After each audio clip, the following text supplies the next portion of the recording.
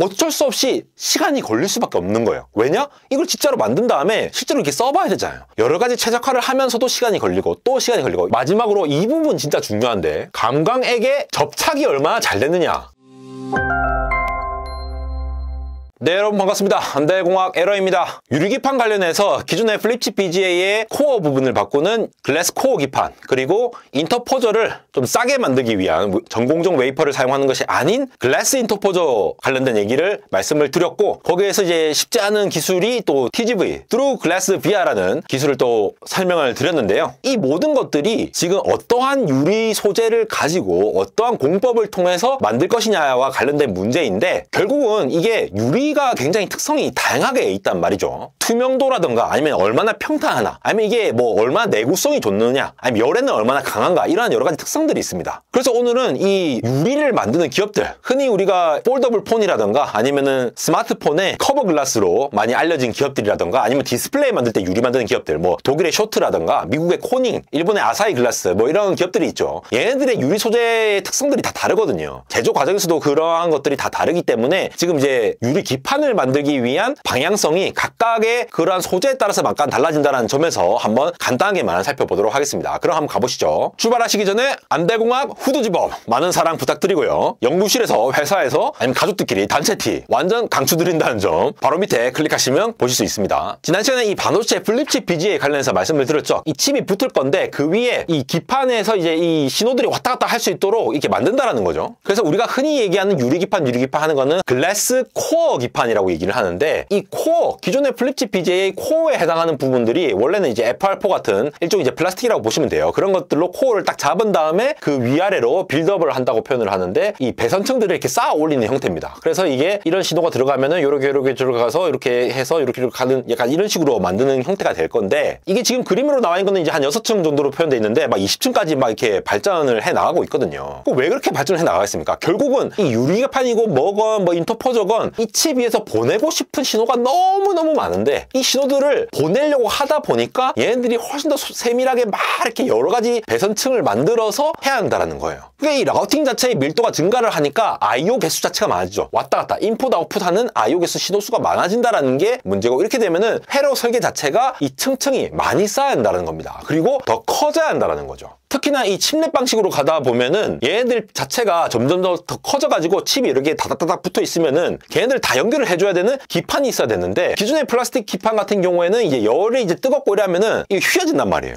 그럼 배선층 얘네들도 이제 분량이 제대로 안 붙고, 얘들도 범프끼리 이제 안 붙고, 이렇게 이러한 문제들이 발생하니까 싹 다 유리로 갈고 싶은데, 배선층 자체도 유리로 하기엔 너무 아직 이제 빡세니까 코어부터 바꾸자. 여기서도 다 유리로 만들면 좋겠죠. 근데 아직 그 정도로 안 됐지. 유리가 훨씬 더 세밀하니까. 우리 디스플레이, TFT 얹어가지고 이제 글래스로 쓰는 것들이 다 그런 것들이잖아요. 그런 것처럼 만들고 싶다라는 거예요, 현재. 그래서 말씀드렸다시피 이렇게 플라스틱이라고 되어 있는 그 코어층을 대체하는 게 글래스 코어 기판이다, 일단 이해를 하시면 되는데, 유리 자체가 일단 표면이 평탄하잖아요. 그래서 패턴 자체가 촘촘하게 쓸 수 있으니까 우리 배선층 레이어를 좀 감소시킬 수도 있을 거고, 휘어짐에 관해서 걱정할 게 없으니까 크게 만들어도 상관이 없다라는 거죠. 점점 이 HPC, 하이 퍼포먼스 컴퓨팅 쪽이라든가 아니면 AI 쪽에서 이 패키지 자체, 이 칩 자체의 크기가 커져가고 있기 때문에 얘를 커버할 수 있는 유리기판이 지금 필요한 상황이다 라고 보시면 되겠고요. 그러려면 크게 만들어도 휘어지지 않는 게 필요하다. 지금 보신 건 이제 대덕전자에서 만들어 놓은 굉장히 큰 사이즈의 칩인데, 이게 또 이제 수율이 잘 나올 것이냐라는 그런 얘기들이 있죠. 불과 얼마 전에 나왔어요. 그래서 기존에 있는 것들로도 이렇게 만들 수 있지만 유리로 만들면 훨씬 더 크게 만들 수 있다라는 가능성이 있으니까, 기존 플립칩 BGA가 한 100mm by 100mm 정도의 크기로 최대 한 20개 이상의 레이어로 이제 배선층을 만들어 갖고 적용을 합니다. 앞으로 칩도 여러 개 더 붙여야 되고 신호가 더 많아지면 어떻게 해야 될 거냐에 대한 대답이 바로 여기에 있는 거죠. 그래서 이 내용에 대해서 유리의 기판의 특성이 그래서 어떻게 해야 될 거냐를 살펴봐야 되는 상황인데, 주요 특성 첫 번째는 트랜스페런시라고 하죠. 투명성. 얼마나 투명한가. 근데 보통은 이 투명도 같은 경우에는 이 디스플레이 쪽에 있을 때, 실제로 이게 투과됐을 때의 광학적 투명도 자체가 디스플레이의 이 화질을 결정하는 요소가 있기 때문에 흔히 이 자체가 뭐 되게 중요한 특성은 사실 아니에요. 코닝의 유리 같은 경우에는 굉장히 높은 투명성으로 패턴 가공할 때 굉장히 높은 정밀도를 유지를 한다라고 하죠. 근데 아무래도 고투명도를 계속 유지를 해야 하면은 원료 순도 자체가 중요하기 때문에 비용이 상승할 수밖에 없는 그런 단점도 있습니다. 그 다음에 두 번째로 봐야 될 것이 바로 얼마나 평탄하냐. 평평하냐? 평탄도죠. 평탄도 같은 경우에는 이게 바로 이제 유리기판의 가장 핵심이 되는 부분이겠죠. 반도체나 디스플레이 기판으로 사용할 때 필수적으로 사용해야 되는데 독일의 셔터 같은 경우에는 이 유리 소재가 매우 평탄한 표면을 제공해가지고 이 미세한 회로를 형성할 수 있도록 하는 걸로 유명하죠. 근데 이게 또 이제 두꺼운 유리라든가 이제 대형 유리판에서는 평탄도 유지가 어려운데 우리가 이제 반도체 기판으로 쓸 때는 이게 충분히 가능성이 있지 않겠느냐라고 보는 점이 있고요. 세 번째는 보시면 바로 내구성이죠. 여기서 말하는 내구성은 케미컬, 화학적으로도 이 안정성이 높거든요. 유리 자체가. 뜨거운 데서도 상당히 안정적으로 유지를 하기 때문에 우리가 빌드업으로 이제 배선층을 이제 까는 그런 공정에서도 이제 뜨거운 온도가 필요할 텐데 거기에서 굉장히 좀 잘 견디는 형태죠. 근데 외부 충격에는 약한 편입니다. 유리가 깨지기 쉽잖아요. 브리틀 특성이라고 얘기를 하죠. 그래서 지난 시간에 이제 TGV 같은 트루 글래스 비아 구멍을 뚫어야 되는데 그냥 물리적으로 드릴링 하면은 깨지기도 쉽고 아니면은 이제 유리를 약간 말랑말랑하게 해가지고 애칭을 해 나간다거나 여러 가지 방법들이 이제 지금 고민을 하고 있는 것이 되겠죠. 그 다음에 내구성과 같이 아까 얘기했던 이 내열성, 열에 대해서도 기본적으로 이제 열적인 안정성을 갖고 있는데 고온 공정에서 변형이 적으니까 요거를 활용할 수가 있다는 거죠. 독일의 셔터 같은 경우에는 이 열팽창 개수라고 하잖아요. CTE. 이 열팽창 개수를 이제 맞춤형으로 조정이 가능하기 때문에 이 실리콘하고 이 유리기판이 섞어졌을 때 이 호환을 잘 맞출 수 있는 형태로 이제 제조를 한다라고 해요. 근데 또 이게 CTE를 조절을 하려면 또 재료를 얼마나 또 잘 조합을 해야 될 것이냐, 어떻게 가공을 해야 될 것이냐 이런 비용과 시간이 또 소요가 되는 부분들이 있겠죠. 이러한 부분들을 다 이제 유리기판 뛰어든 업체들, 특히 유리를 만드는 기업들이 굉장히 고민을 하고 있는 부분이라고 보시면 되겠습니다. 그 다음에 다섯 번째가 얼마나 가공이 쉽냐 이렇게 볼 수가 있는데 레이저로 하든 화학적으로 애칭을 하든 이게 복잡한 형태로 어쨌든 뚫어야 되잖아요. 뚫고 막 이렇게 모양 만들고 이렇게 해야 되는데 코닝에서 이제 글래스 관련된 얘기를 보면은 이 내구성이 우수해가지고 휨이라든가 변형 같은 거에 굉장히 강한데 또 가공을 하기 위해서는 아까 말씀드렸다시피 이 TGV 같은 것들이라든가 애칭을 했을 때 이 특정한 유리가 어떻게 잘 견디느냐, 어떤 모양으로 깎여지냐 이런 것들이 중요할 거잖아요. 그러한 부분들이 또 신경 쓰이는 부분이라고 할 수가 있겠고요. 마지막으로 이 부분 진짜 중요한데 감광액의 접착이 얼마나 잘 되느냐. 배선을 하려면은 우리가 표면에 이렇게 감광액, 포토레지스트를 바르잖아요. 우리 PR이라고 하죠. 반도체에서도 있는 거. 그래갖고 이제 빛을 쏜 부분과 안 쏜 부분에 서로 차이가 나게끔 해가지고 이게 깎여야 되는데 이 유리 자체에 이 감광액 자체가 잘 붙어 있어야 되잖아요. 그렇게 모양이 잘 붙어 있어야지 우리가 원하는 패턴대로 잘 만들 수가 있는데 특정 유리 같은 경우에는 표면에 너무 이 에너지가 낮아가지고 감광액이 잘 안 붙는 거예요. 그러니까 이걸 해결하기 위해서 뭐 추가적으로 뭐 표면에 어떤 공정을 이제 새로 만든다거나 이런 것들이 필요하다라는 거죠. 그냥 고순도 유리로 하면은 잘 안 붙는다. 이러한 것까지 유리 회사들이 고민을 하고 있다는 것이 되겠습니다. 그래서 독일의 셔트 같은 경우에는 요 관련된 얘기를 좀 보자면은 기본적으로 이제 평탄한 표면을 잘 가지고 있고 커버 글래스도 잘 만들잖아요. 그리고 CT를 조절을 할 수 있다고 아까 말씀드렸잖아요.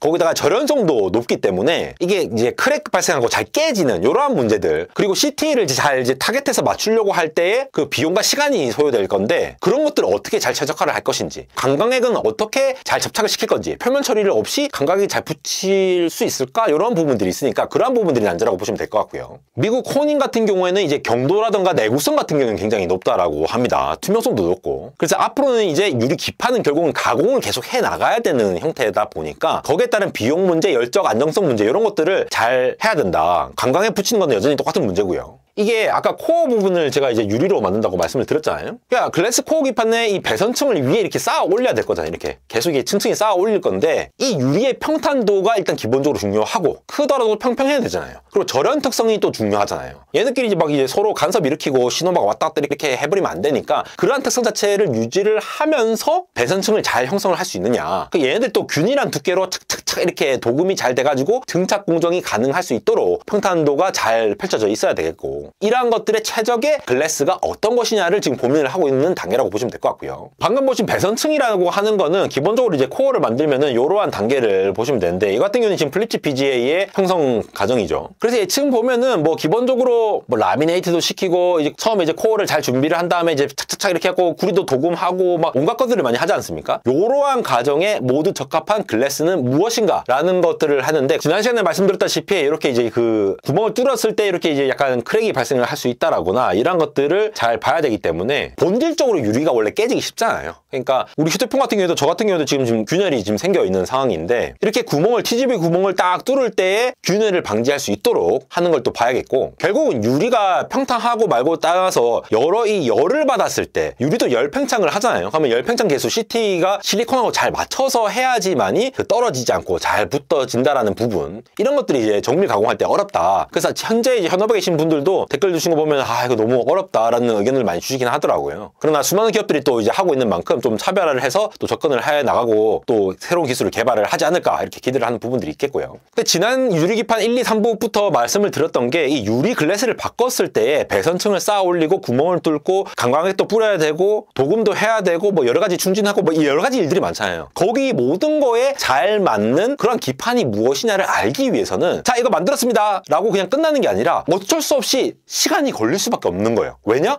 이걸 진짜로 만든 다음에 실제로 이렇게 써봐야 되잖아요. 그러면 여러 가지 샘플을 만들어 보고 실제로 해봤을 때 야 이런 현상이 발생하더라, 이런 조건에서는 이런 게 발생하더라, 이러한 것들을 파악을 하고 검증을 하는 시간이 걸릴 수밖에 없는 문제라서 여러 가지 최적화를 하면서도 시간이 걸리고 또 시간이 걸리고 이런 것 때문에 시간이 오래 걸린다라고 보고 있는 거라고 이해를 하시면 좋을 것 같고요. 결국은 또 이제 유리 소재가 또 좋은 유리 소재들이 있을 수 있는데 또 제조 비용이 너무 높아버리면 또 이제 말정황이잖아요. 그러니까 대량 생산했을 때, 양산했을 때 비용 효율성을 어떻게 확보할 것이냐도 앞으로 좀 주목을 해봐야 할 포인트인 것 같습니다. 네, 이렇게 기존의 유리기판 내용들을 1, 2, 3, 4부를 통해서 한번 정리를 해보았는데 결국은 지금 시대가 요구를 하고 있는 거죠. 여러 가지 신호를 많이 보내기 위해서 글래스 인터포저건, 글래스 코어 기판이건, 오늘은 글래스 코어 기판 중심으로 말씀드렸지만 그런 것들을 다 견딜 수 있는 물리적, 열적 특성을 잘 견딜 수 있는 기판을, 유리를 만들 수 있을 것이냐, 이런 관점에서 각 기업들이 얼마나 잘하고 있는지를 좀 잘 살펴봐 주시면 좋을 것 같고, 유리라는 것 때문에 어쩔 수 없이 생기는 뭐 강광액의 접착성 문제라든가 뭐 크랙 문제라는 거, 이런 것들이 어떤 공정을 썼을 때 잘 될 것이냐라는 것들을 최적화해 나가는 과정, 요거를 차별화해낼 수 있는 기업들이 엄청나게 기술 발전을 이끌어가는 기업이 되지 않을까 싶습니다. 지금까지 안달공학 에러였습니다.